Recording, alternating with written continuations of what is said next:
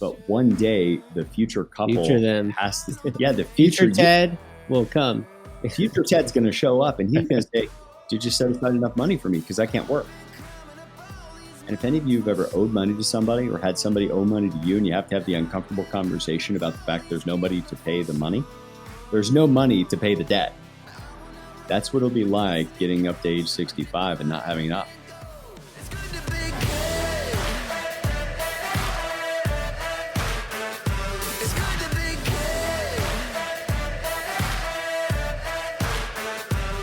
Hello and welcome to Your Business, Your Wealth. My name is Paul Adams. I am joining all of you from a beautiful place up in the mountains of Washington State called Winthrop at this awesome co-work facility called Drop Zone. And I am joined all the way from the other side of the country in Chicago by Halfway across the country, I guess. Cory. Never hesitate to interrupt me if he has a good line, Shepherd. We rehearsed that one so many times. It took like 10 takes to get that timing so perfect. And I'm just excited to have your lighting be not as good as mine for once. You're welcome. Yep, I forgot the light. I'd introduce you as Paul Adams, always giving me a chance to look, or wanting to give me a chance to look good. Cory Shepherd. Somebody's got to give you the chance. Somebody. Okay, so today we're going to talk about why you need to talk about the thing that nobody wants to talk about. Or why don't you talk about it a little bit? If you're with us, that makes one of us. There you go. No, but it's this idea of talking about money. You know, people look at talking about money as though it's rude. Many of you were raised in a household where it wasn't okay to talk about money. Most of us, I would say, like that's our culture. Yeah, like people would say, like, don't talk politics, don't talk religion, and don't talk money. And we spend our entire day talking about one of the two big three taboo topics. I would say we'd talk about two of the big taboo topics. Cory Shepherd. Cory, whatever your middle name is, Shepherd. I would throw it in if I could think of it off the top of my head. But this is the thing. Let's do that again. Let's No. What are you talking about? We don't need to cut. It's okay. We're not making this a political episode, but we here at Sound Financial Group, not with clients, but behind the scenes. Oh, you were talking about politics. Yeah. Oh, well, much better. Okay, I'm good with that. We don't need to edit it. I wouldn't do that to Jordan. Here, I just want to talk to all of you listening really quick. Thank you for letting us sometimes just totally be ourselves with you and joke around and even let some of our dumb jokes fly. I've got just a bucket full of dad jokes I drop. Cory cuts about half of them. Oh, too soon. But, yeah. Too soon. So we talk about money for a living here at Sound Financial Group. And what we realize is for most of you, that is not something you do all the time. And yet it's something that we are all going to depend on one day. One day, if you live long enough, odds are you're going to one day have to rely on your money, on your balance sheet, to produce your income so that you don't have to work, or if nobody will employ you one day when you're old, you still have something to pay your bills. That's like the uninspirational version. Okay? Because it's not meant to be. This episode could be inspirational. That'll be accidental. What we really want to do is warn people from the major problem of not talking about their money. And that's, the person living a big lifestyle never has to talk about money, but someone living well inside their means needs to have conversations to explain why they're doing what they're doing that's different than everyone else. That's why building wealth is hard. And I feel it all the time. We like to entertain and eat good food and go out and try good food. And a lot of our friends know that about us. But when we've already been out to eat twice in a week and then get that third invite and I'm feeling like, okay, this is starting to conflict with my financial aims for the future. Plenty on food that week. But I either now have to have an extended conversation around my aims for money and why I don't want to accept that invite now, or I can just say yes and spend more than we planned. So it's very hard. It is. And that is the thing that people don't want to, and even as I hear you say it, Cory, what I feel like people steer away from is they don't want to say that it's hard. In fact, what people oftentimes say is like, well, that's impossible. And I'll never forget, I was walking. I remember where I was walking. I was downtown Bellevue and I was on the phone with somebody. And I was talking to them about kind of this movement of people living radically within their means. And even though they might make $500,000 a year, they're actually living off of 10 grand a month. And I cannot tell you, in having that conversation with a slew of people, but I just remember this one and the instant response, which has been the case across the board, even talking about how people choose to do this. That is impossible. There's no way to raise a kid in Bellevue, San Francisco, New York, New Jersey, Florida, pick a major metro area, okay, Chicago. And there's no way to do that with two kids in school, or there's no way to do that with teenagers. There's no way to do it. And I've stopped them and said, the average income in this country is about $45,000 a year. Average. That means lots of people are doing it. On way less than that. Yeah. It's not only not impossible, it doesn't mean that it's easy. It's not only not impossible, but it's only those of us that have already breached the top 5% of income. That with the tremendous amount of abundance and resources that we have, that we then deem it's impossible to live off of less. While 90% of society does it every day. Just in the United States, not counting all the ways that people live off of much less internationally. But how do we do that? How do people manage to choose to live off of less? Cory, would you step us through that article that we found with the couple making $500,000 a year? Yeah. This is why we're brutal. Talking to all of you about this today. So the links will be in the show notes. And we're doing our version of a financial advice column today by looking up some columns that people have asked for some advice. And the headline of this one is, I'm 59 and my husband and I earn $500,000 a year, but have credit card debt and nothing saved for retirement. What should we do? And reading this article, it's brutal. They have her husband 65 and a lawyer and a partner in his firm. So I'm guessing the bulk of the income is from his practice. Oh yeah, and she says she's fortunate to be a stay-at-home mom. So he's earning that $500,000. I do like how she puts it that we earn together. Like They're both doing the work to make that happen. And they've got 3 kids. They had 3 kids. One went through an extensive mental health and addiction issue and eventually took his own life, which is devastating. They've got another one that they put through college. So they've spent a lot of money on their children, and they own a home that's paid for, worth around $1.4 million.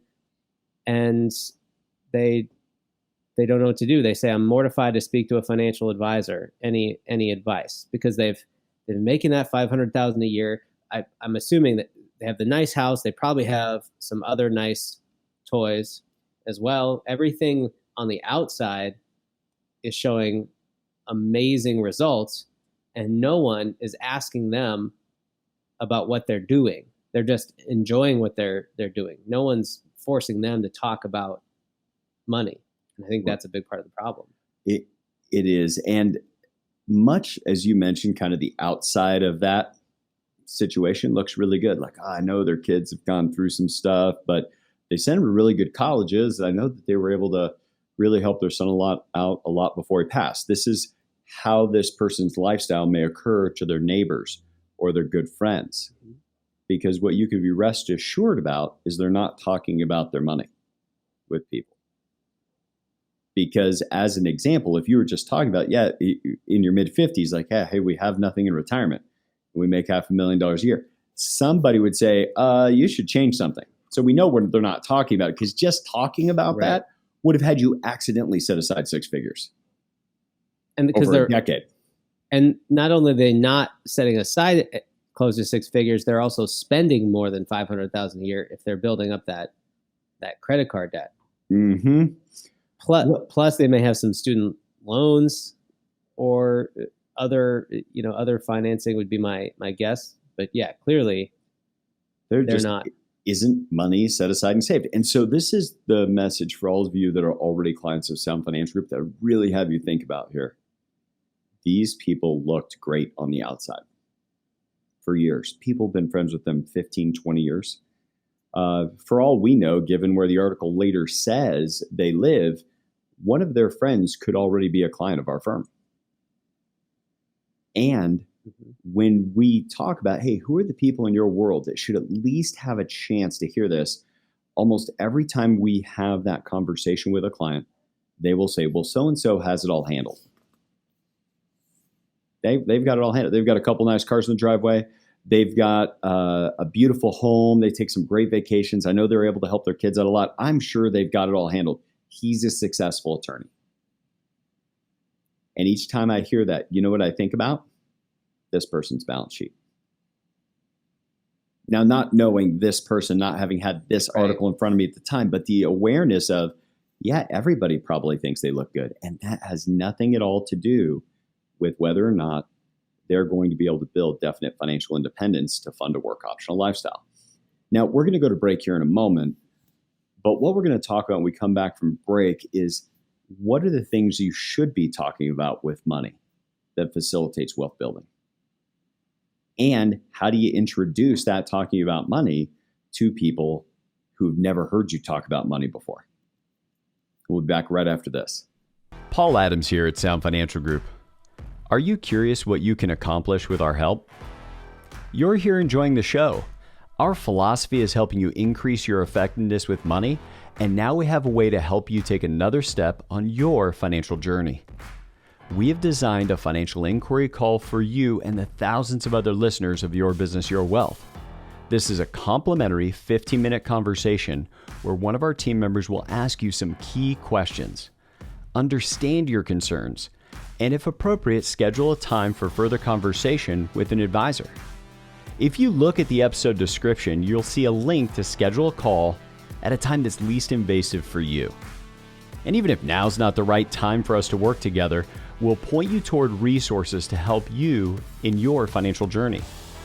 We always look forward to connecting with our listeners, and we look forward to talking with you soon. Welcome back to Your Business, Your Wealth. We're talking about money and getting. That was great. We're talking about money. So the problem with this article and why we want to meet the people that you care about is the advice that most people are getting. Because in this article, the first advice that they get is, well, and they bring a financial planner in their area, and they say, here's where you can put money, the 401k and these retirement accounts and this or that. The problem is not that he couldn't find his 401k enrollment packet. Like, they've been putting money places. Now it's been spending, but something deeper is going on around their mindset. I think that's key, what you just said. The problem is not that they can't find a place to put their money. They're putting all their money somewhere. Right. But there's something in the mindset, in their structure as a family, something else is off. That has nothing to do with buy this product, put it in your retirement plan, how to pay off your credit card debts. That's not it. I think they're doing what they're doing at every moment of their lives so far. They've just been doing what they've been doing in that moment. They've never slowed down to say, what do I really want now and want into the future? Mm-hmm. Because, and that's the key, is if we're going to make some kind of current situation, and I don't want to say sacrifice, let's just talk about it being a delay or implementation of a financial strategy in our financial life, will mean there is not as much margin to go on a vacation to France, let's say, or to do that, or for that matter, like helping your kids out when times are tough, like that family did. Well, they clearly didn't say, ooh, we got to help our kid out, so we should probably downsize our home. Oh, we're going to pay for college, so we should probably stop eating dinners out or taking the international vacations. They just kept doing all of it. And I wish I could give her name, but I can't remember. Right before we go to our next story, I will find this, Cory, so I can give her proper credit. You can afford anything. You just cannot afford everything. Ooh. So why don't you take us to our other Okay. example, and I will find who that is so I You can look give her that up. proper credit. So this brings us to the other side of the equation, why building wealth is hard. And it's an article titled, "It's Hard to Frugal Your Way to Early Retirement," says self-made millionaire who retired at 34. And this person is talking about hacking your finances, the ordering water instead of cocktails, which I literally went to, I think we talked about it on this show, a graduation finance session with my wife and all the other doctors in her medical school class. And one of the things that financial firm advised is drink water when you go out. Will help you pay your student loans down faster.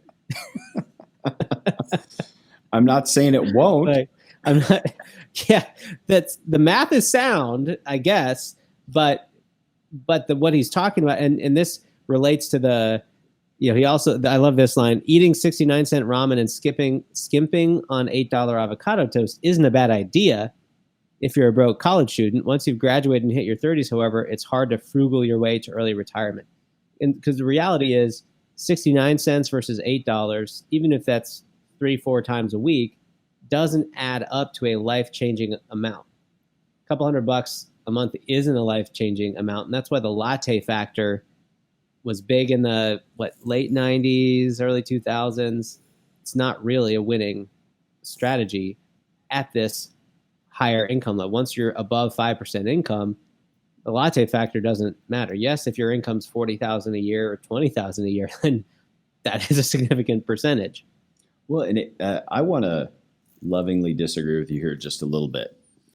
And this is the reason I want to disagree with you. It's not that the latte factor makes no difference. It just doesn't make a difference the way the financial writers would like to say so. Much like your white paper about money and math not being the same. Mm-hmm. I think it's the same thing here, is that the financial side of saving a little bit of money on a latte makes little to no difference against, say, $250,000 of student loan debt, or against the $8 million, or in that couple's case, like $12.5 million they would have to have in capital at work to be able to replace $500,000 of income. And they've currently closed the gap of not even a little bit.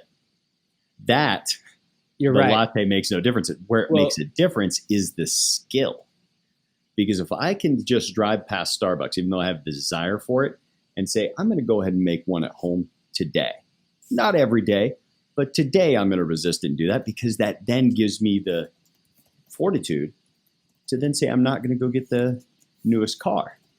I'm going to buy a used car. So use those small purchases and the control around it, and even the conversation around it, to build the skills that we need for the bigger items, the bigger house, the bigger car. Totally. It's not the $200 a month itself. It's the ripple factor. And this, another book, one of my new favorite books, Your Money or Your Life by Vicki Robin, got me thinking about that, because I used to say, oh, well, I'm buying a $40 appliance, some little thing on Amazon. I mean, $40, that's below my pay grade. I just need to make that decision as quickly as possible and move on.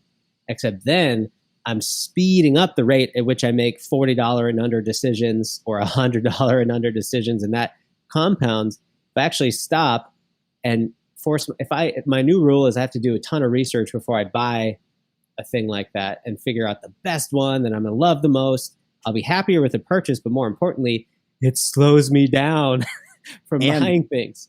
And all the skills, mindsets, what goes on your gut, the conversations you have, which I want to circle back to, how you talk about money, all of that is building a skill set that then applies to the next home purchase, that then applies to the next car purchase, that then applies to the next commercial building that we purchase. Like whatever thing that we do, now all of that is coming into it, including how we talk about money. So, Cory, if let's say a bunch of friends are going to Hawaii and that's not part of your financial strategy, what does the rest of society tell you should tell your friend if you don't want to spend the money to go to Hawaii? Well, I think first they would say you tell your friend YOLO and put it on plastic. True. That's actually number one. Number two would, well, and this is where, like, make up some crazy like you're actually going to make something up. It's a weird excuse. I can't even think of one, but it'll leave your friend with a bad taste in their mouth. It'll be something where they're like, I don't know why they didn't want to come with us, and it'll actually build distance between the two of you. That, and it'll be like, well, I can't afford it. I just can't afford to do that. See, I could never. Even I have a hitch. The quickest way to get me to do something is tell me I can't afford it, and like I'll show you. So that's even hard for me to say as an example. I know, and that's how deeply programmed we are by this idea of afford. The second any of us say to somebody, "Oh, I can't afford that," then we are in their field of play. Yeah. If you ask, "Can you afford something?" you're already asking the wrong question. Because now we are on their field of play, society's field of play, the people that want to get us to spend our money with them field of play. Whereas if I say, well, that would break strategy for my family and I, what's the next question you have to ask, Cory? What strategy? What's your strategy? What are you talking about? Yeah. And whenever anybody says that, I can welcome them to our field of play. And I can show them where I've drawn the chalk lines, what's in bounds and out of bounds. And I control that with no extra effort. I can simply say that would break strategy for you. But guess what all of us have to do if we're going to be aware of what would break strategy? We're going to have to talk about money. You're going to have to set a strategy for the future. You and your spouse are going to have to figure out what it is you want your future life to look like, and then figure out what that's going to cost, and then figure out how you're going to build your business or build your career to fulfill on any of that. You see, so often the reason people keep running around affording things, they didn't have a strategy. It could be anything from they're just busy at work and not enough time outside of work to make it fly. It could be things like family tragedy that has them so heavily distracted in an attempt to save their son's life. That can wear on you. There's no question. Being able to build financial independence to the point of that second article, it's hard, but it does not mean you cannot do it.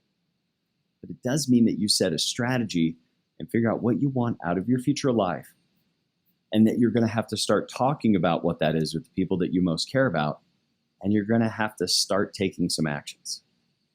So I think we're already in the what can you do from this session portion of our day. You know, number one, inviting people into your strategy. And here's the secret. If you have any agitation about a certain kind of spending or not wanting to go outside of your strategy, your friends are probably feeling the same thing. So if you just once invite them into that strategy, they know that they've got that ally where you can help each other out. You might be surprised to find the friend that you can just tell each other, hey, we just like to spend time together. We don't need to go out to all the fancy places. We can just get a couple bottles of wine and sit in our backyard and feel like we're kings and queens of the world. And wouldn't that be an amazing thing to discover? And what a thing to just be able to say, hey, my family and I are working on really setting aside, saving more money, planning for our future, et cetera. Send them the article from this that's in the show notes about this couple that had nothing despite making good income for a long time. And say, we don't want to be these people. So why don't you come over and we'll spend some time together at our house instead of going out to a $400 dinner? That will make a difference. And to Cory's point, you will win people to your way of thinking. You win them to your cause.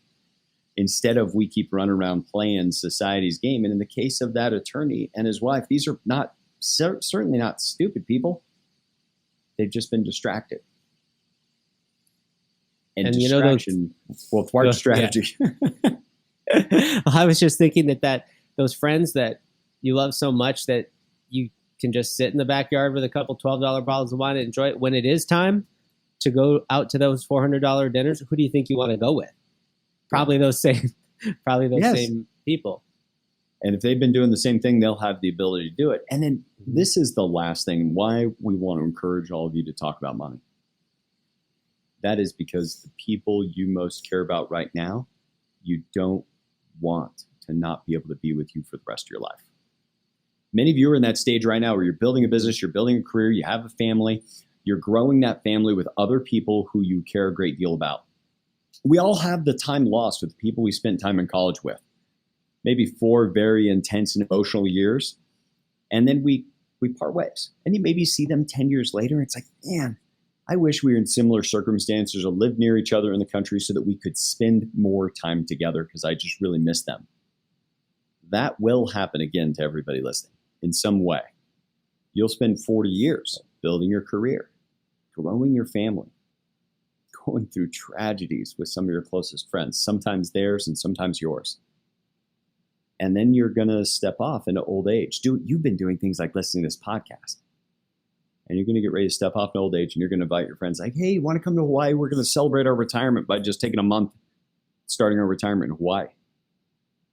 And your friend's going to say, what do you mean? You're able to retire? Oh yeah, we've been working with this financial advising firm for years. They meet with us by Zoom. They've got a podcast, written a bunch of books we've read over the years. Yeah. I say, we didn't do that. And so now it's not friends you spent 4 years in college you're not around anymore.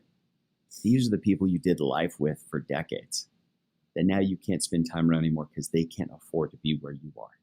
They can't afford to be not working because they didn't build financial independence. They can't afford to be on vacations and beautiful trips with all the excess time because they didn't set aside the time or plan for it. And maybe you weren't talking about it enough. So this talking about money is not just about you and your family, but it will make a difference for you and your family. But much to Cory's point, it can also make a tremendous difference for those people around you in your life. That money comes up in conversations and your willingness and commitment to being responsible to your financial future. You see that initial article that Cory spoke about? Has this couple, they spent money everywhere. They chose to, and they spent it for today's couple. But one day, the future couple has to, the future Ted will come. Future Ted's going to show up and he's going to say, did you set aside enough money for me? Because I can't work. And if any of you have ever owed money to somebody or had somebody owe money to you and you have to have the uncomfortable conversation about the fact there's nobody to pay the money, there's no money to pay the debt. That's what it'll be like getting up to age 65 and not having enough. So we want to encourage all of you. It doesn't need to be us, but we're happy to have a conversation with you. But take some time and be in a conversation, you and your spouse, with an advisor, having conversations about the future, how much money it's going to take, and what kind of life that you want to live. Because if you're not talking about it, you're likely to go into a future that you wouldn't have chosen. And we hope that this episode, like all our episodes, have been a contribution to you being able to design and build a good life. Hey guys, so glad you could tune in and watch that video. I want to remind you to subscribe. Be sure to hit the notification bell so you can get the latest piece of financial knowledge we release. And don't forget, go to Amazon, get a copy of Sound Financial Advice. Why? Because it'll make you better looking and smarter.